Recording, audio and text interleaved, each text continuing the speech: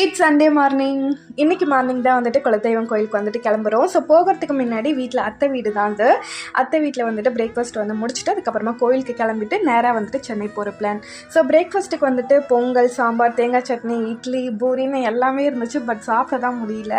இங்கே இந்த ஒரு நாள் தான், நேற்று நைட்டு தான் இங்கே வந்தேன். ஸோ இன்றைக்கி கோயிலுக்கு போயிட்டு நேராக வந்துட்டு நம்ம வீட்டுக்கு கிளம்ப வேண்டியதான்.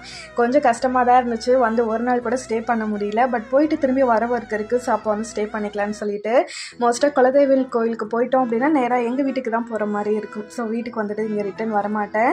ஸோ அதனால் எல்லாத்தையும் ரெடி பண்ணிவிட்டு சாரீ தான் வந்துட்டு எடுத்துகிட்டு வந்திருந்தேன். பட் அங்கேருந்து நேராக வந்து கிளம்பணும். நான் 8 hours ட்ராவல் பண்ணிவிட்டு சாரீ வியர் பண்ணிகிட்டே இருக்க முடியாது அப்படிங்கிறதுனால சுடியே வந்துட்டு கோயிலுக்கு வந்துட்டு போட்டாச்சு.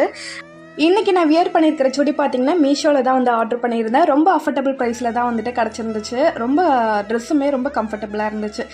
இந்த வீடியோ பிடிச்சிருந்தா கண்டிப்பாக லைக் பண்ணிவிட்டு சப்ஸ்கிரைப் பண்ணிக்கோங்க. நாங்களுமே கோயிலுக்கு கிளம்பியாச்சு.